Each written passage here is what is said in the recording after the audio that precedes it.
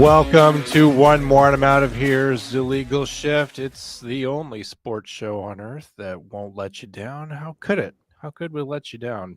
I'm John, joined as always by Jason Kiefer. Jason, how the hell are you doing, old man? It seems like I haven't seen you in 2 weeks. I know it. I've missed you. I was in Austin last week for a work conference, so got back late Friday, so we were unable to go last week. What are the latest breaking developments in fire? Oh, this was a software conference that I learned what I don't know because I didn't know much anyway. But very overwhelming. But it's like our whole dashboard that we use for patient care reports, fire incident reports, and tracking and all the data and shit. And was trying to learn some of the back end, and I was overwhelmed to say the least. But good trip. Lots of barbecue, lots of Mexican food. Very good. The work parts were probably like the parts in the movie Fight Club where they're debating about what shade of cornflower blue an icon should be. You know, That's exactly how it was. Really boring the whole time. You know, the character there, the Fight Club guy, is just thinking about beating the hell out of somebody. I imagine that's what it was like. I couldn't be here last week because I was at the draft in Green Bay. Do you want me to talk about what that experience was like? I do. I absolutely do. Because we were texting a little bit. And you're like, I don't see a single Bengals fan here. I only saw one. Eventually, I saw him in the Packers Hall of Fame with his hand up to the glass, which he probably shouldn't have been touching him. But the 4 Lombardi trophies, and he's like, "What is that? What are these?" And then he's like started to get kind of like panicky and nervous, you know. What are these relics? Anyway, he was dragged away, but it was a good time. You get first of all, you get to Green Bay. It's a very small town. It's very different than other NFL stadiums that I've been to, particularly like U.S. Bank Stadium downtown in Minneapolis, where you are downtown. You are surrounded by skyscrapers, big buildings, the projects, George Floyd Square, Twins, where the Twins play, Target Field, whatever it's called. So you're kind of in the middle of the city. When you leave Lambeau Field, you cross Lombardi Avenue, you're in a neighborhood that was built like in 1945. Like it's all like single story ranch style houses. It's a very small neighborhood. So when you walk across the street, everybody's tailgating throughout the entire town. So when they gave numbers of attendance, like that's only the people that cross the street. Yeah. These people are all used to how it works on Sundays. So they're all partying in their garages, tailgating with their buddies coming over. And they know wisely that you don't have to be in the throng of people to enjoy the action. Yeah. And what was really cool is that, you know, you can go to the draft theater where you pay a lot of money to kind of be those insane people that wind up on ESPN. And then you can kind of go to a feedlot where you can be packed in, where you cannot move. I decided to avoid the feedlot. So what I did is I actually watched the draft from the bowl. I went into the stadium itself, and I sat behind one of the goalposts looking up at the huge screen across the field above the opposite end zone. And the stadium wasn't filled up, so that you weren't like shoulder to shoulder with people, and you're sitting on benches, so that's not, you know, plenty of room to move around. And it was comfortable, and you got to sit down, and you're in a place where legends have been made, and many games have been played, and many balls have been caught by Des Bryant. And you know, at one point I was like sitting there looking at like the spot on the field. I'm like, he caught that ball right over there. There were other people in there, though, correct? Lots of. Oh, yeah. They're like Baker Mayfield in those commercials. No, I would say at first they were only going to open up about half of it, and then it was filling up, and then they actually had to move the ropes and everything, and so that more of the stadium could fill up. And had you been there before? I had been to the stadium, but not onto the field. So I'd been in the pro shop before, and I've been in the Hall of Fame before. I've been to Lambeau a couple times. The first time I ever went there, ironically, just to circle around back to you, was for a work thing. I'd gone to Green Bay because a company called Shopko used to be based there, and because I worked for them, they no longer exist.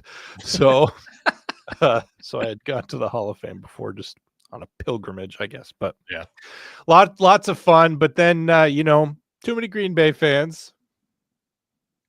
didn't enjoy that. And I could see where that's your living hell. well, I could be worse places. I could be at the Link in Philadelphia, but Right. it was about 95% Packers fans and then 5% everybody else. Quite a few Cowboys fans there. It was good because we would all kind of give each other nods, like we're like a gang or something. I don't know, a posse. You know, you're like eating a $13 bratwurst, and you're like trying to cram yourself around inside the stadium, and it's like, wow, I feel like I'm at the mall, and every shop is the Green Bay Packers Pro Shop, and it's Black Friday, and I started to get kind of like, I want to get out of here. So after the Cowboys drafted Tyler Brooks, we got out of there and we're walking back through the town. And by the way, where we parked was on some dude's lawn. They all know what's up. Mhm. Fucking park on somebody's grass or in their driveway. And it's $50 up to 110, I think, is as high as I saw, depending on how close you were to the stadium. Damn. So we were leaving, and it was kind of this autumn, cool, crisp air. And everyone's walking all over town, but everything's cool. Like, it doesn't give you this dangerous feeling. And it kind of had this surrealistic, pure Americana, like this is what the world would be like if tonight was high school homecoming and Halloween on the same night. Because everyone's walking around, you know, wearing their jerseys, but walking all over town and stuff. And it was just really cool. So I had a really good time. Probably never do it again because to be honest, they'll probably never put it in Green Bay again. Because the second day of the draft, it was cold, it was rainy. So you got to have a good experience the first day, and then good experience. Well, welcome to Green Bay, motherfucker. Yeah, and then the next day, you know, it's 35 and it's raining most of the day, but I think it stopped raining by the time the draft started the second day. So it was exciting the first day. I don't know how the numbers stayed or dropped the second day because I didn't go, but really fun experience. Glad to do it, but I did miss all of you guys. If you don't mind, I'll probably, you know, do some ad reads. Let's do it. We could do that if you wanted to do that. The show is brought to you, of course, by Factor Meals. Are you hungry? Get ready for this. Factormeals.com. Meal planning to the next level. Fresh, never frozen, delivered right to your door, prepackaged. You put them in a microwave for 2 minutes. Look, you want to get lean and mean like me? Summer's coming, baby. Don't wait. Don't hesitate to get that summer body. Start your meal plan today. You can do calorie conscious, protein heavy. You can do vegan, vegetarian. You can do all the things. You do lunch and breakfast and dinner. You name it, you can do it. Head over to factormeals.com. Use the promo code Wolfpack50 for 50% off your first week, and start your meal planning today. These things are amazing. They're delicious. Josh, our producer, is already up on them. He's getting lean and mean, baby. Everybody's doing the Factor Meals game. So head over to factormeals.com. Use the promo code Wolfpack50 for 50% off your first week. I love that ad read, but Josh is not putting on weight. Just I want to make that perfectly clear to everyone. He would have to eat 500 Factor meals a day. He's a tiny little guy. Also, folks, let's cut to the chase. This show barely exists, and unless you go right now, this instant, and buy an entire ghost bed sleep system, there's a good chance you'll wake up tomorrow and this podcast will be gone. Kaput. Replaced by a 3-hour ASMR mukbang by someone chewing drywall, probably. But there's still hope for both you and for us. Ghost Bed makes the most comfortable mattresses known to man, beast, or sleep-deprived podcaster. We're talking NASA-level comfort here. Okay, it's like if a cloud and a marshmallow had a baby and they decided to cradle your spine like a newborn fawn. That's what would happen to you if you were in a ghost bed. Every ghost bed mattress is designed for support and engineered for comfort. None of that mattress in a box that feels like a yoga mat covered in sorrow bullshit that you get from Sealy or other people, okay? And the cooling technology, my God. Sheets and pillows that actually cool you down.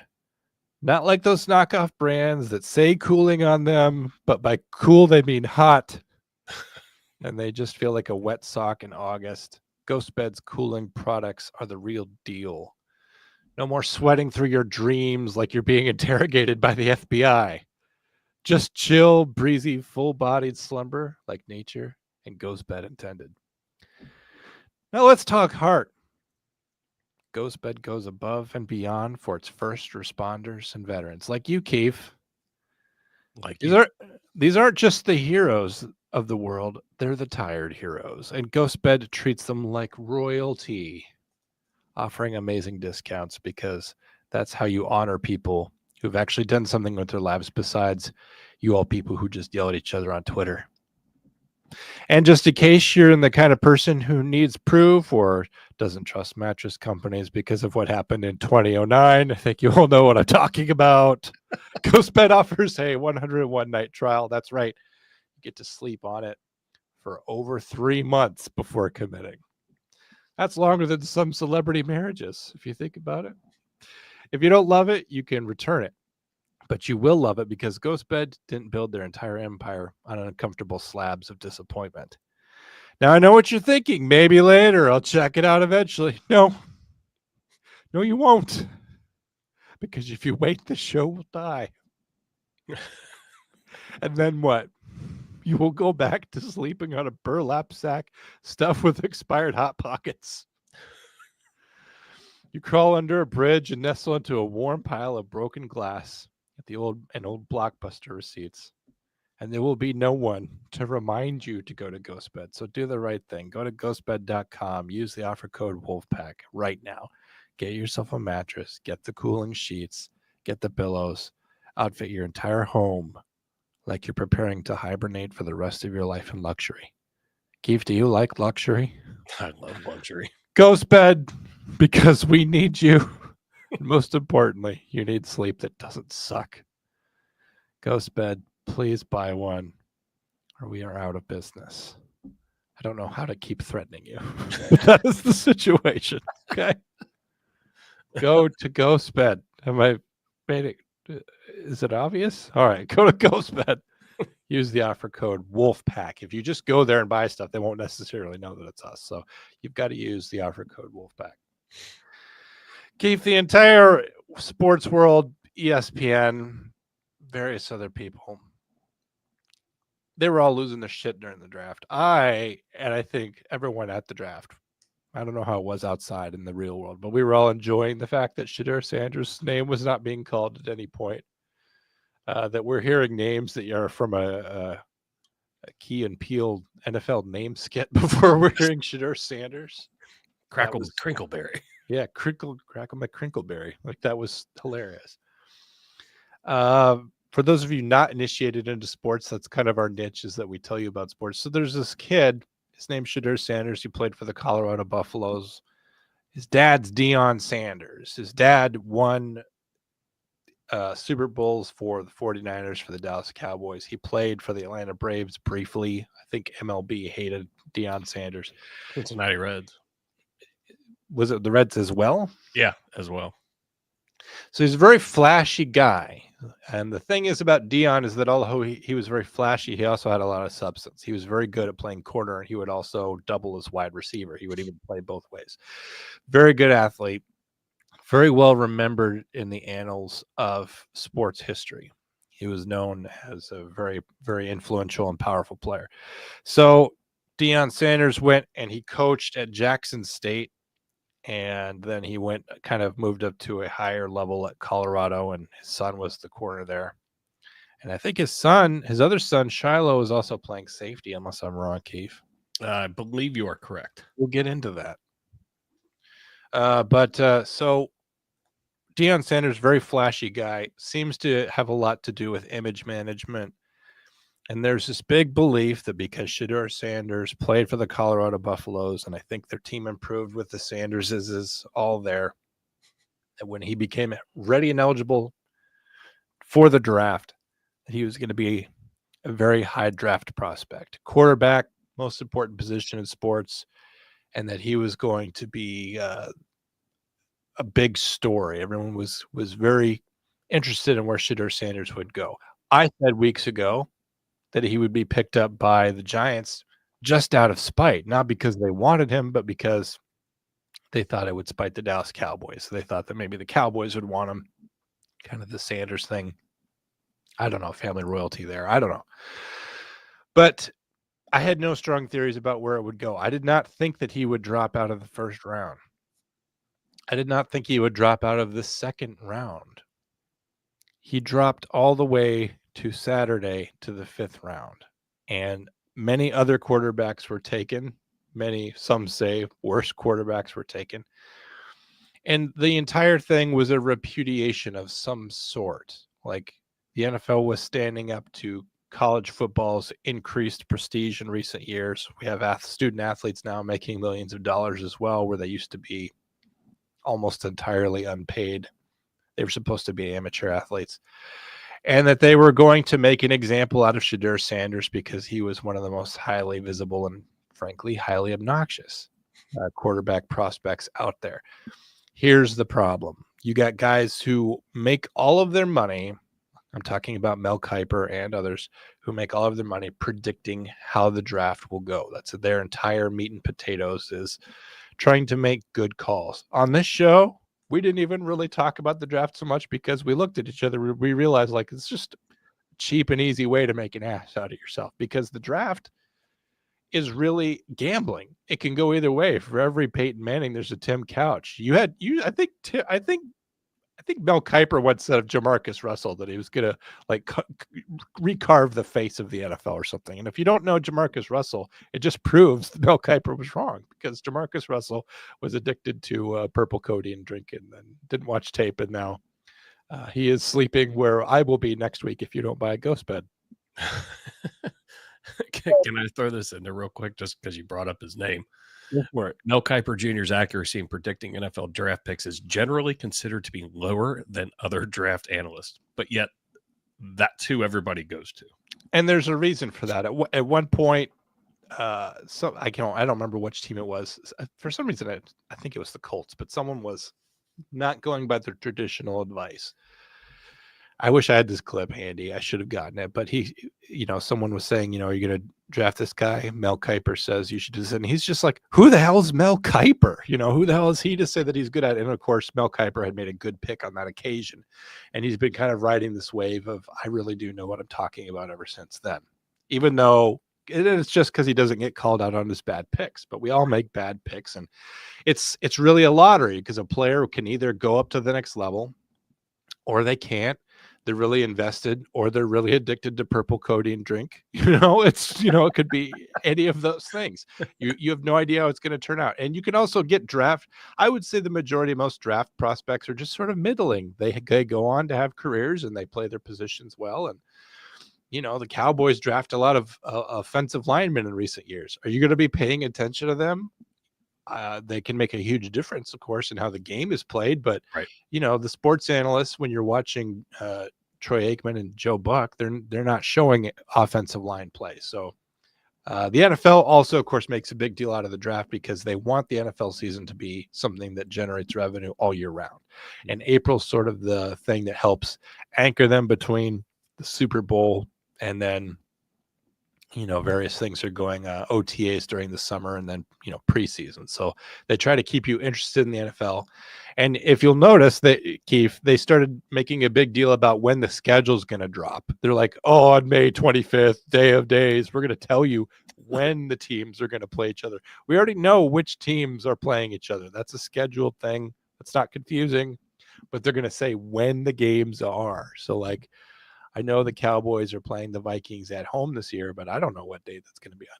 But now in May, they're going to have they do a whole release for that, where they release these 10 games, and then they drag you along. And so in some ways, the draft is a lot of hype. It's a lot of ginned up hype.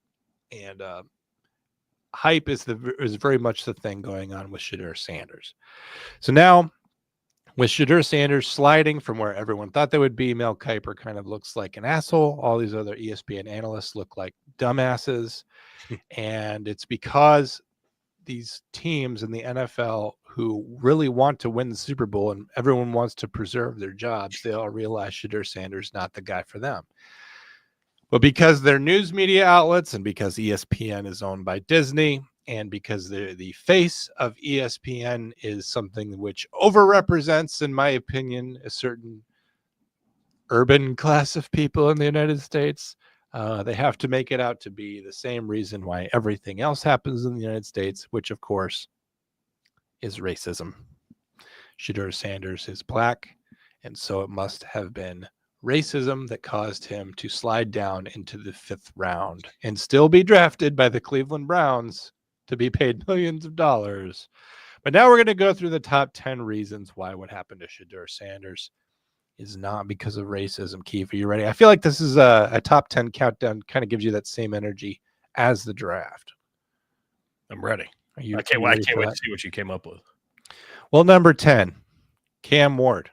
The first person taken overall in the draft by the Tennessee Titans is a black guy.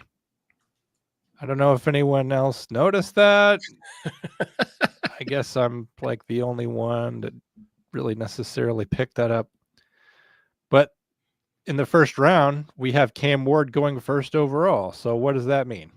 It means that at least the Tennessee Titans, the first team on there, are definitely not racist because they chose a black guy. In fact, if you look at it, I believe, if I'm not mistaken, something like 24 out of 32 of the first draft prospects taken by teams were people of color. Oh, that's it's a good stat. I mean, something that obviously you putting this together and having your top 10, but I wouldn't have. I mean, I probably could have guessed that, but I wouldn't have known that number. It's a pretty significant stat right there. Yeah. Travis Hunter, Abdul Carter, Ashton Gianti, Armand Membo, Tetra Rio McMillan. I'm sorry if I got his name wrong. I'm going to get some wrong.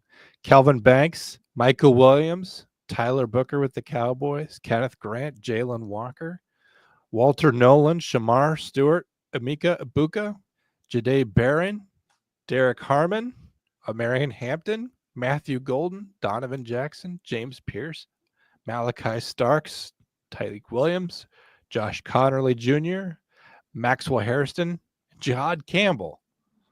All black people taken, or people of color, because I think there's one or two guys in there. One of them's like Phoenician or something, so good for him. But he's not white. My point is if the NFL was looking for white people. The other thing is that there's this false narrative that when we draft black players high, they have to look a certain way, that they're sitting on a Rent-A-Center couch with their single mama and this is their one ticket to success, so that when we draft them, we're doing them a favor. It's a white benevolence thing. It's amazing how many dimensions of supposed racism there has to be in order to make their narrative work. The point is that perhaps nowhere else in this country do we take players based off of their merit, and that merit completely disregards the color of their skin, and that has a long history. Mm-hmm. James Preston Marshall, he was the guy that founded the Washington Redskins, he famously would not integrate the team. The team had been around for 30 years. Had already moved 3 times, was now in Washington, D.C. The Bobby Kennedy Jr.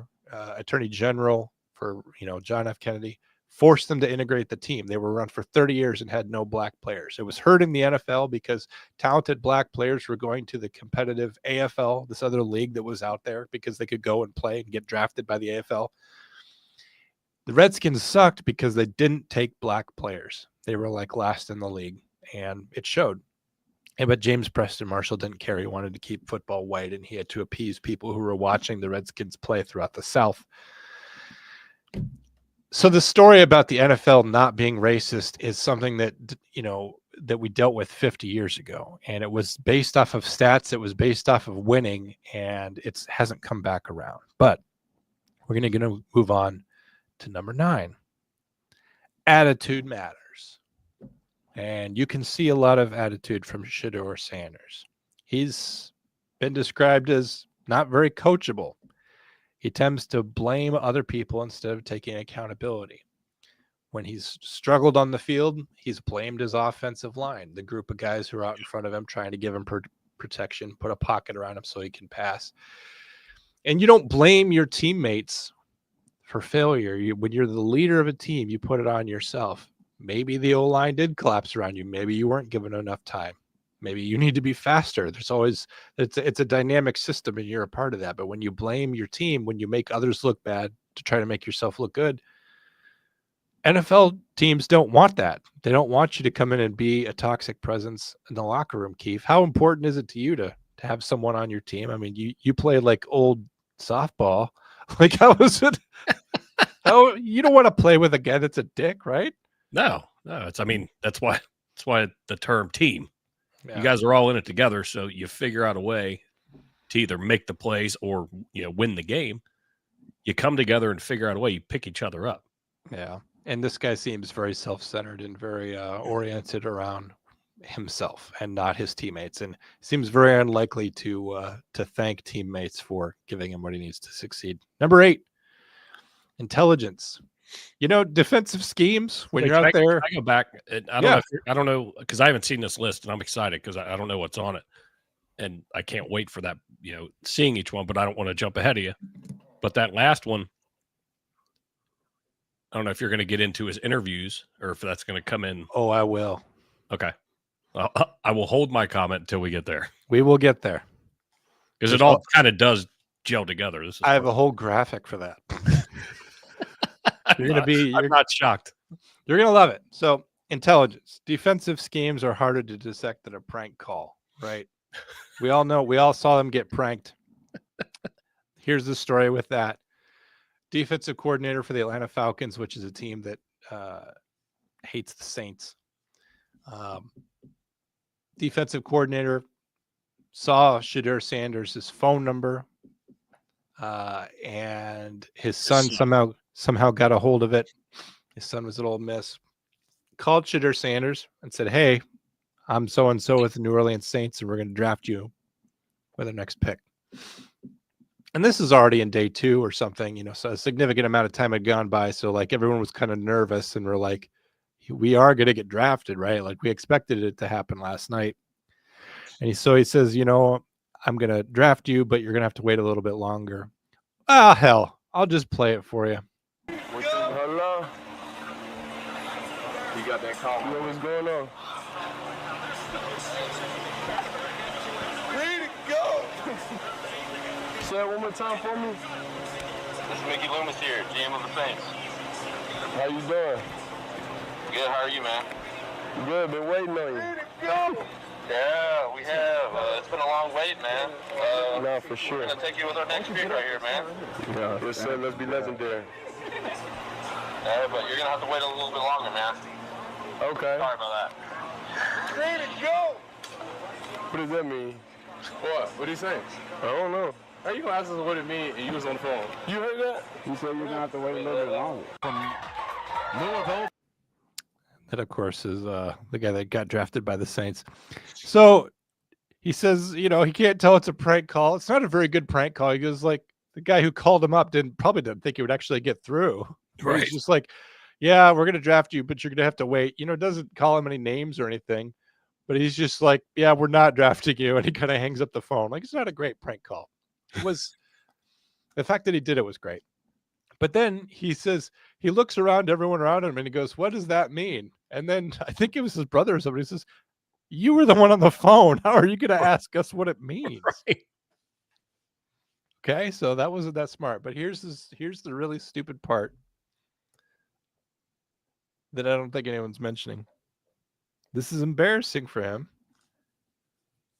Why did he allow this to get posted to social media? The fact that he got prank called is something that no one should know about. This should be handled behind closed doors. Instead, somehow he thought this is the moment he was being drafted.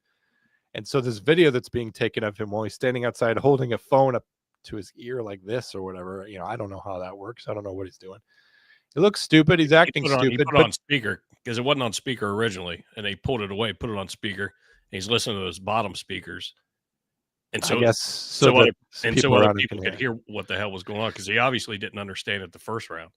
Now, there is another video out there of Ulbricht's kid physically doing it. Yeah, I've seen that video That's too. The one that went out. If he's the one pranking, if you're going to put it out, it should have come from there, not from the Sanders kid. Yeah, right. So the ultimate stupid part is why is Shedeur Sanders showing himself as an idiot? I don't get that. So I think that there might be, maybe some immaturity stuff, but also some stupidity there.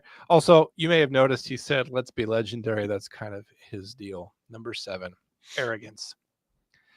He sandbagged certain interviews to avoid what he perceived as bad teams. Brian Dable, I believe, said that when he came into interview with the Giants and they would talk to him, kind of confront him about some of the things that was going wrong with some of his play at Colorado or some moments that were tough for him, instead of having any moments where he would say that was a difficult challenge for me, it was emotional to get through that, I wish I had played better, I wish I'd done this better, I had problems executing this. Instead of saying this was a moment of me overcoming hardship and I know there's going to be hardship ahead because if you take me, the Giants are looking at a long road of recovery to rebuilding, but I've been through those difficult moments and I'm ready to go through them again because I know that we can be great together. He just says, I guess if you don't like that, I guess I'm not the man for you. He basically just, in those interviews, instead of trying to make himself someone that should be hired, treating it like a job interview, he's just like, well, if you don't like me for this reason, I guess I'm just not the guy for you. So he would leave those interviews. And I know that you're making reference to something specific, Keith, and we'll kind of come back around to it. But also, Dion said on Twitter in the weeks before this that he might have to pull an Eli Manning. What that means is that if he got drafted really high by a team that he didn't want to play for, like the Giants, that they might say, we're not going to do that. And they might have to use the leverage that they have just by being Shedeur Sanders to force a trade. That's something that happened with the Mannings as well. The Mannings are also a powerful football family. Archie Manning played for the Saints. His son, Peyton, was a great player, obviously, for the Colts. And then Eli Manning came in and he got drafted by the Chargers, which was a place he didn't want to play. And ESPN or some other agency was asking before the draft, like, what's going to happen if you get, drafted by some other team? And Eli Manning says, I don't know what's going to happen, but I'm not going to play there, which is a tremendously arrogant thing to say. And I can understand part of it because it's like, you don't want to throw away your career on a bad team. And if you're being drafted really high, that means you're going to a bad team, but you could also be going to a bad organization that can never figure it out. Case in point, Shedeur Sanders went to the Browns, so they cannot ever pick a quarterback that works out. The best quarterback they've had was Baker Mayfield, who's successful, but they let him go. They're bad at quarterback decisions. Could you imagine, though, like, obviously, we don't have the talent that these kids have.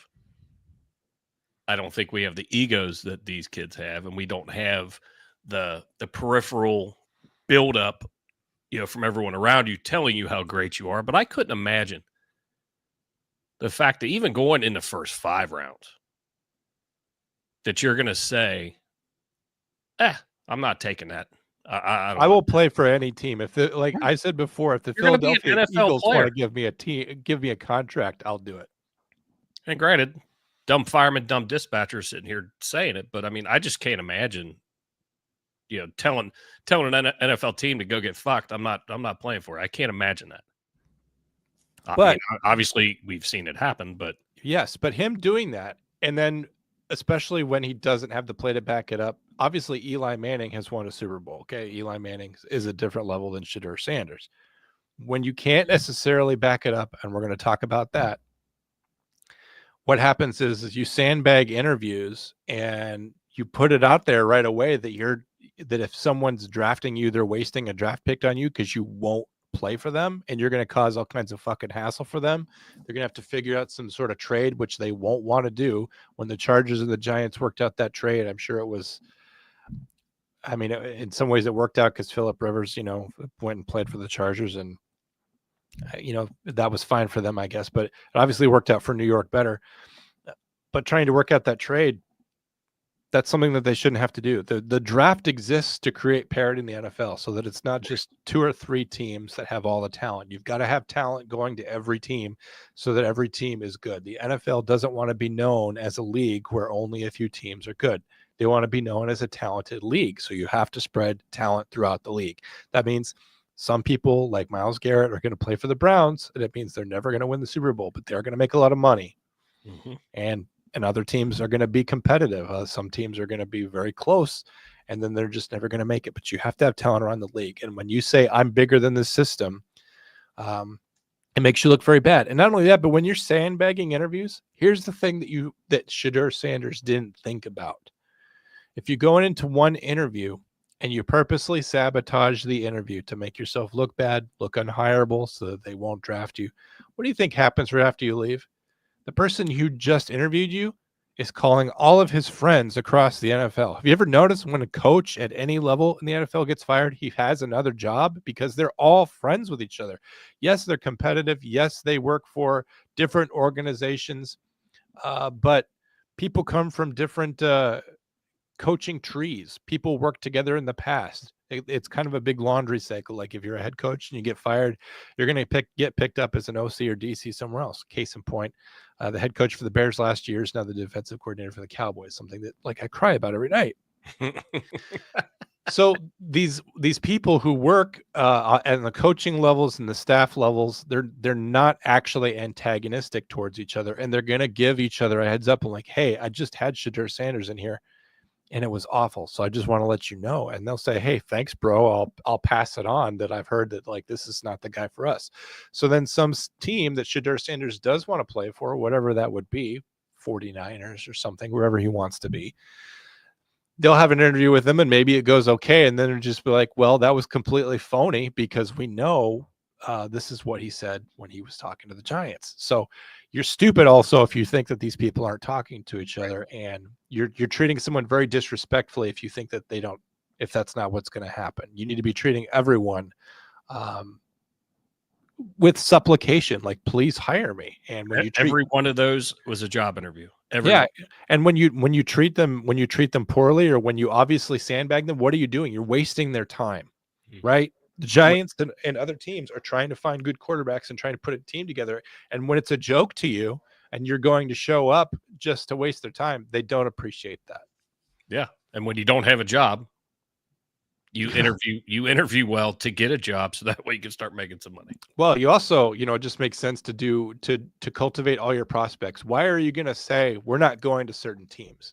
Why are you going to have certain interviews where you're sandbagging it? Yeah, you don't want to be drafted by those teams, but you do want to get drafted, right? Like that's the razor's edge that you're walking on. And Shedeur Sanders sabotaged himself so much in order to not go to these bad teams that he almost looked like he was going to go undrafted. Number 6, entitlement. Skip the combine. Combine is where a bunch of prospects go out and they show what they could do physically, how fast they can run the 40, how high they could jump, how much bench pressing they can do. What's next if you skip the combine? Everyone who wants to be an NFL player is going to go to the combine. Some people love to go to the combine. That combine is as far as many players get. And this guy said, don't worry about it. My tape speaks for itself. So what's he going to be doing next? Is he going to be holding out during organized team activities in the summertime, late summer, when you're putting things together because he thinks he's just good to go, doesn't need any coaching, doesn't need any refinement, doesn't need to show what he's doing, doesn't maybe need to change what he's doing? He was working with a certain scheme there at Colorado, but when you get drafted by the Giants or the 49ers or the Panthers or whoever, you might be asked to do something different. You might need to be doing different things, and you're going to need to be coachable, but you don't even show up to show what your skills are. Teams don't know what they're going to be getting from you when you're trying your best to just all out sprint. They can see you scramble on the field, but they need to know what your top endurance is, what you're capable of physically. And you're not even willing to put those numbers out there. That just itself not only makes you look bad, but it makes you a huge variable. It makes you a huge unknown. Teams want as much raw data as possible. Like I said, the draft, it's a mixed bag. It's gambling. If you're going to gamble, but you could somehow find out, get some idea of if you could count the cards, aren't you going to do that?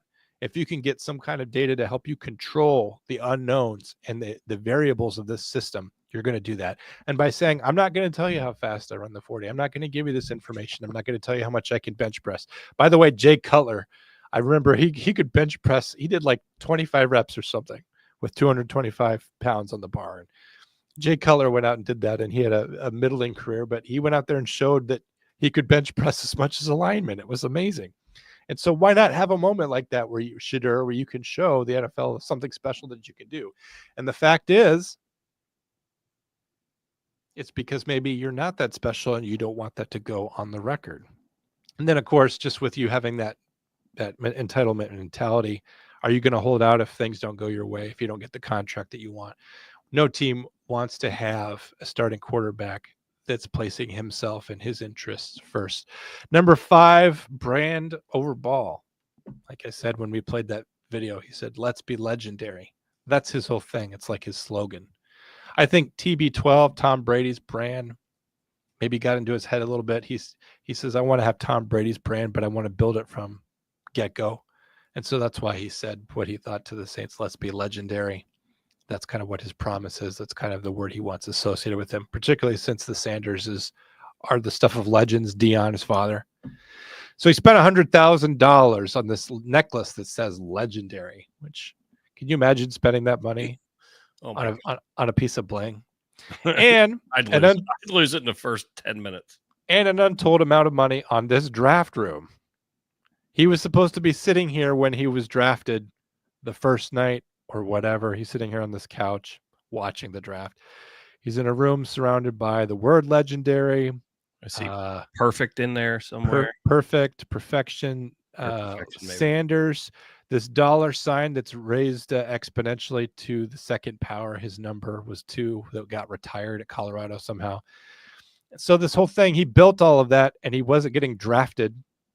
So he spent an unknown amount of money customizing that. And then you saw the video where he got pranked. He's standing outside. So he's not even in his draft studio. At some point, he abandoned the draft studio. He goes, fine, I can't be inside this thing for 3 days. I'm just going to go outside. So he wasted all this money on this custom draft room.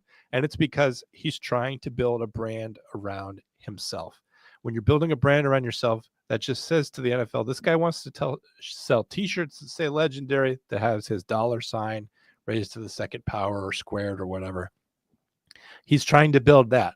He's focused on making an image for himself, on licensing deals for himself.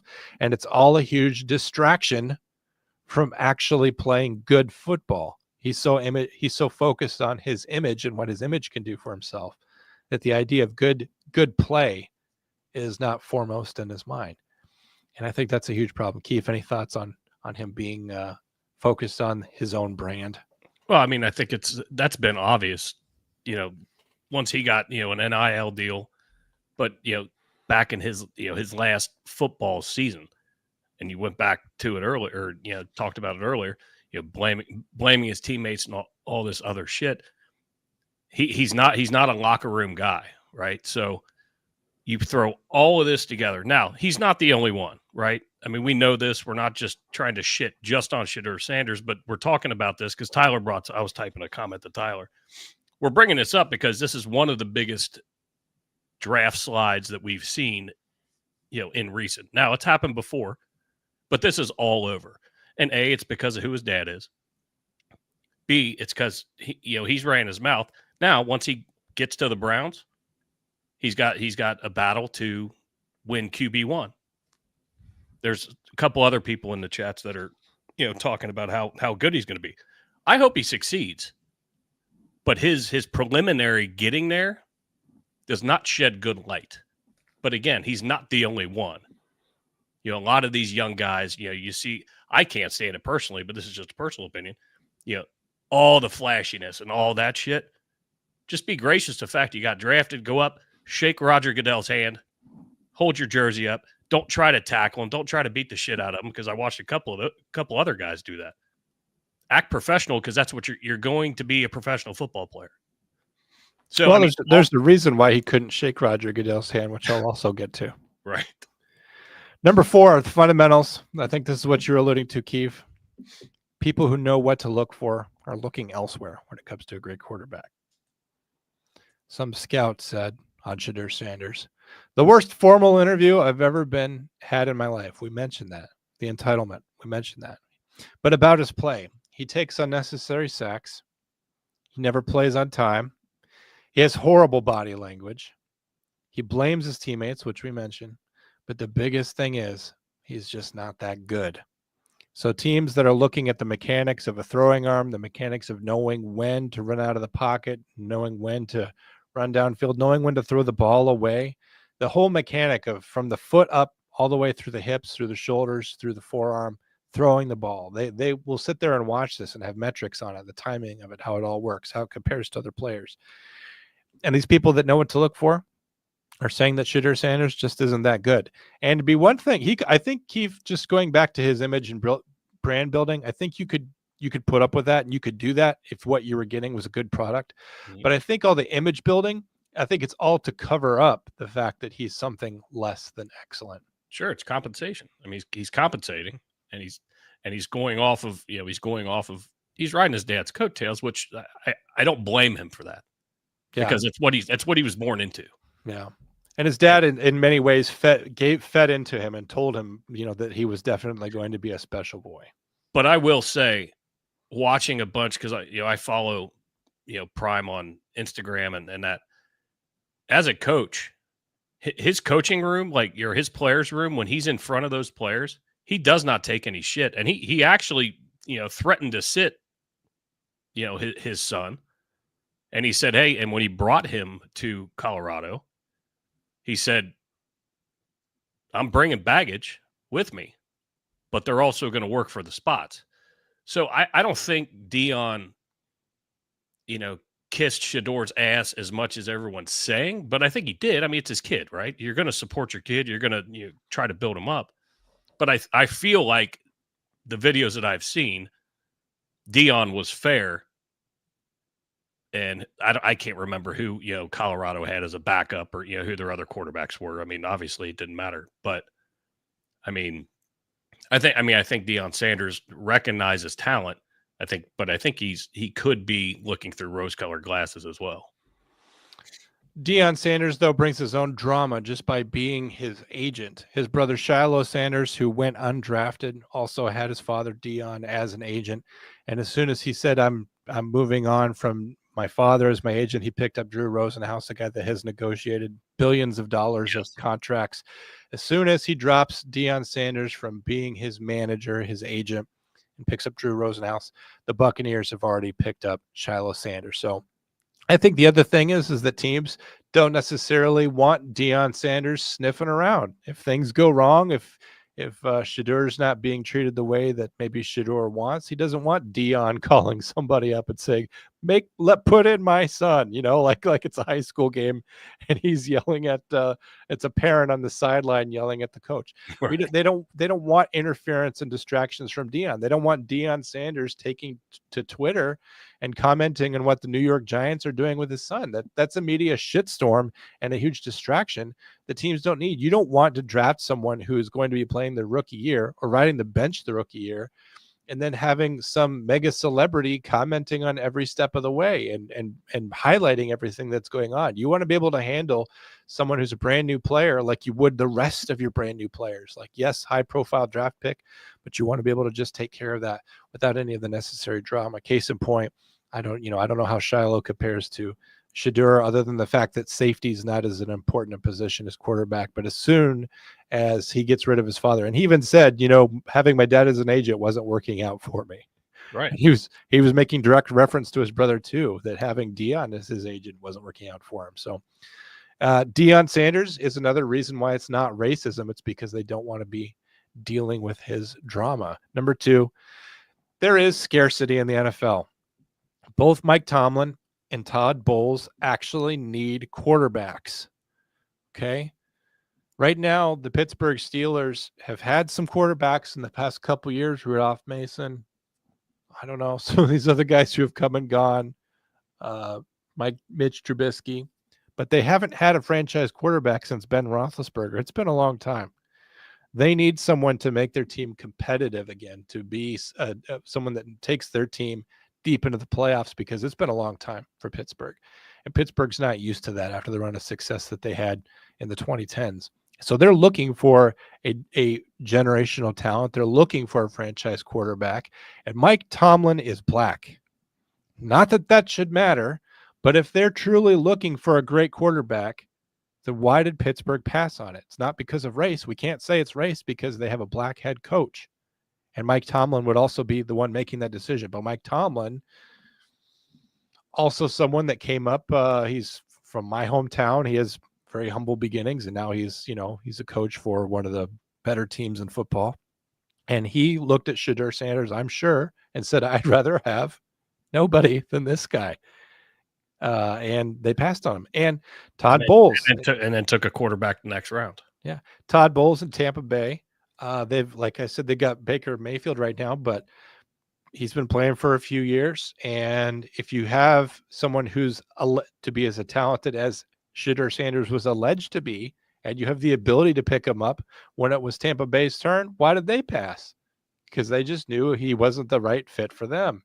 It wasn't racism. It was because they had other needs, or that just Shedeur Sanders wasn't who they wanted to be backing up Baker Mayfield in Tampa Bay. Number one reason, past performance. He's built up this whole image of being legendary, but what it covers up is that the Buffaloes went 9-4. They missed the playoffs entirely. They lost the Alamo Bowl versus Brigham Young University, 36-14. Shedeur Sanders threw 2 touchdowns to 2 interceptions, which is not a good ratio.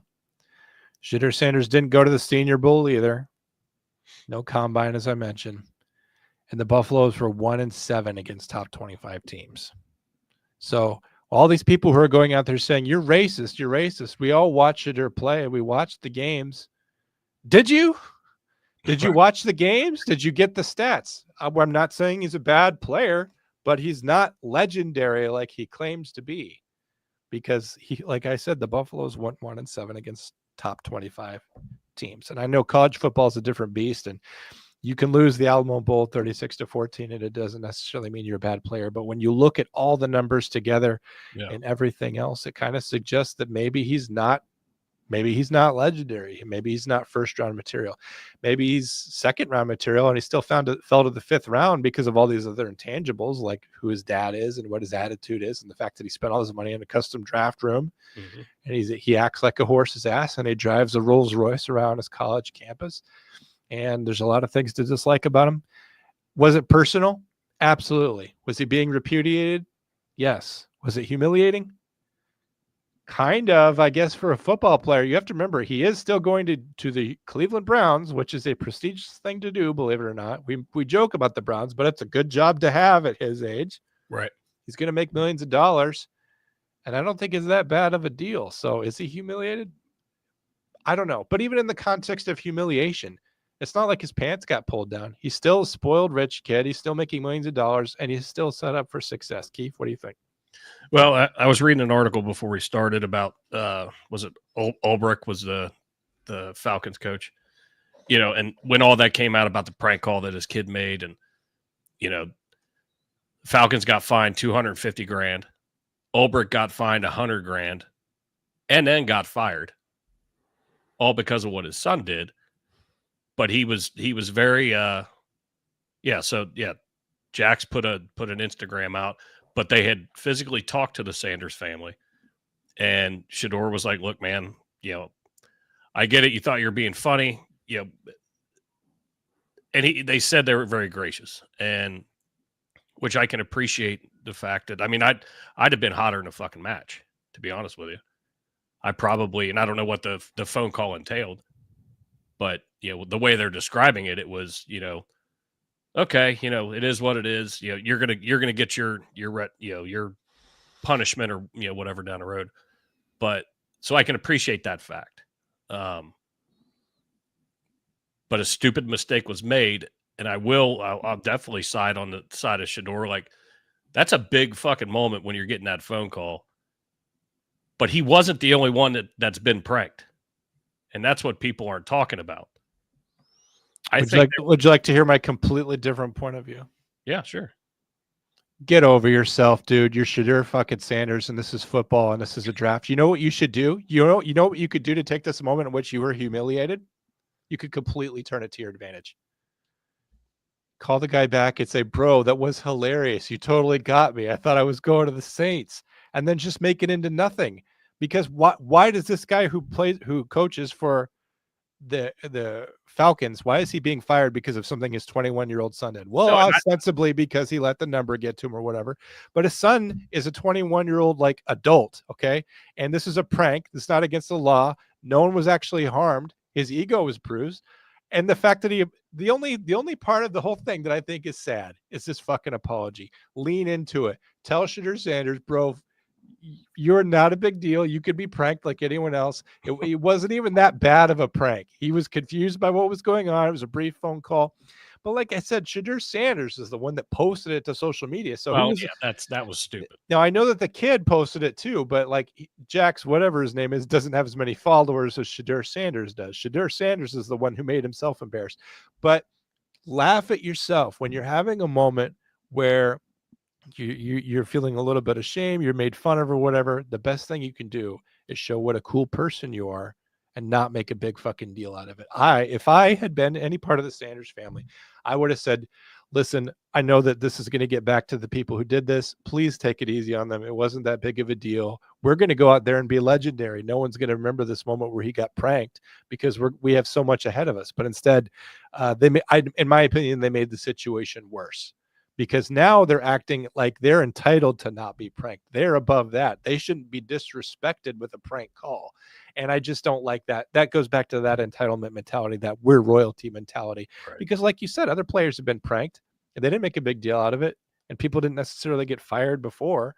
And now what's the situation? So Jax is going to Ole Miss and his dad's looking for a job because of this stupid situation. What, because of Shedeur's feelings? Because of his image? Come on now.